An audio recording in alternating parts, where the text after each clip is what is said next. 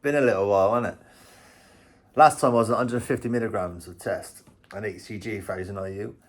And here I am now. 9 months later, I've experimented a lot since then with dosages. I've gone right up to 200 milligrams and back. Why? I don't even know where to begin, really. I was doing a lot of testosterone, but my blood work was saying that I wasn't doing a lot of testosterone, if that makes sense. Only in the testosterone perspective though, because all these other hormones do come into play as well, like estrogen, SHBG, prolactin, etc. So with the clinics that I was with, they was mainly sort of like talking about my testosterone levels. And I've come to the knowledge now that it's not just your testosterone. I've known this for a little while. It's not just your testosterone levels that matter, is it?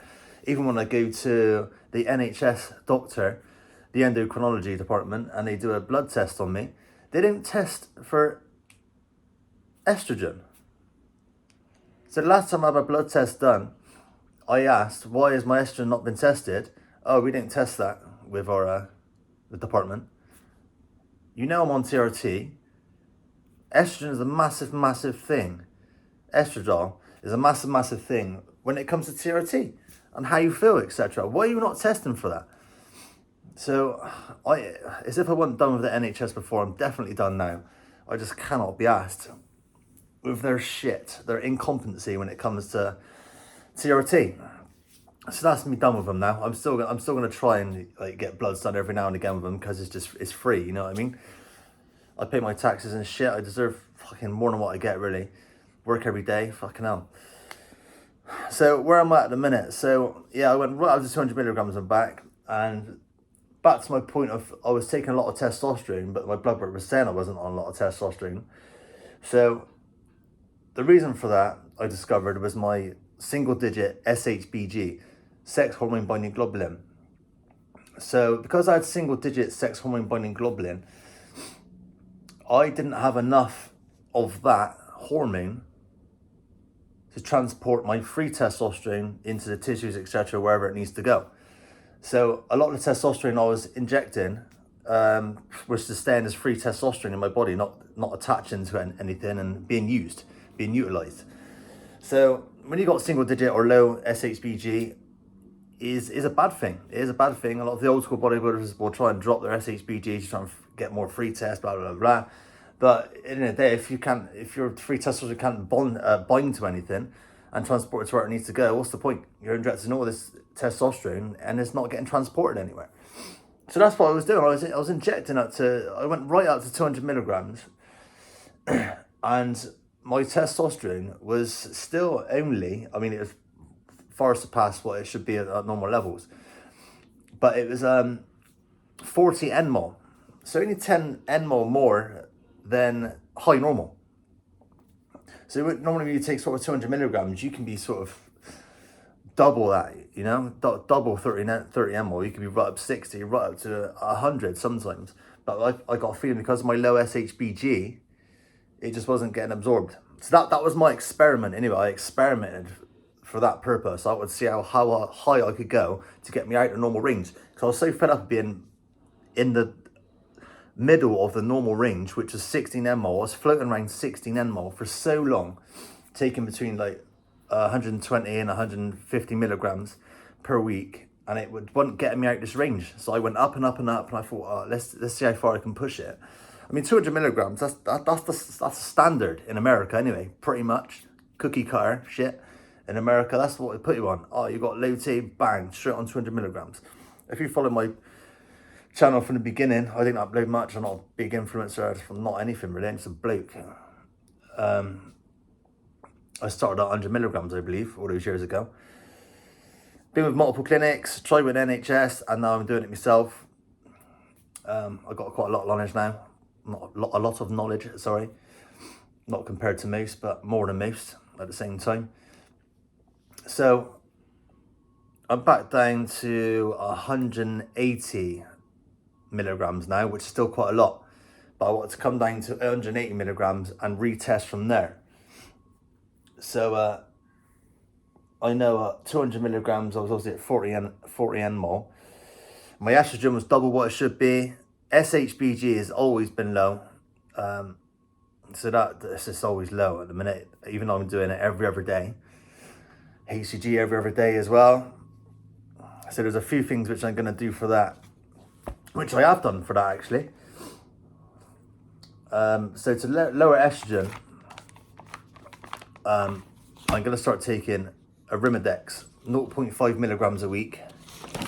So just half a tablet once a week, because it's quite potent. And we'll see where that takes my estrogen, because it's double where it should be, which is quite worrying. But I'm hoping on 180 milligrams is going to bring my testosterone down to high normal levels, sort of like 30, in the 30 nmol area. To raise my SHBG, I've tried tamoxifen at 10 milligrams every day for 2 weeks. Vigorous Steve said that, try that before you go to sleep. Did it do much? Didn't do anything, actually. Didn't do anything. Someone else said take it for 10 milligrams every day for 4 weeks when you wake up. Tried that. Did it do anything? Didn't do anything. So I don't know what's going on there. But someone else said try T3.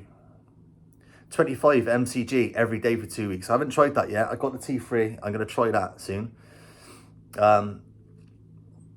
My prolactin is like double what it should be as well, and I think it has been for a long time. But I have got a lot of stress. Got a stressful job, stressful life, kids, blah blah blah. Split up with a long-term girlfriend over a year ago. Moved out, blah blah blah. A lot of stress going on. So that prolactin can, it can skyrocket because of that as well, basically. So I've had a lot of shit going on. I put my prolactin down to that, but I am combating it with pyridoxal as well. Pyridoxal, 300 milligrams a day. I'm going to do that for 8 weeks and get retested for prolactin. So I'm going to do that for prolactin. I've got a Arimidex for estrogen. I'm going to try T3 to raise my SHBG. I'm down to 180 milligrams now of testosterone in amphate, injecting every other day. HCG 1000 IU, injecting every other day. And let's see where that gets me. Because it's one massive experiment, you know. Even when you're with a clinic, you're still experimenting, and no one knows yourself better than you. So if something's wrong or something needs sorting out, it's always down to you. There's some doctor, you might know your blood work, you might know his blood work, and you might know his stuff, but does he really know you and how you feel? Where you feel on your blood work? What makes you feel better? What makes you feel worse?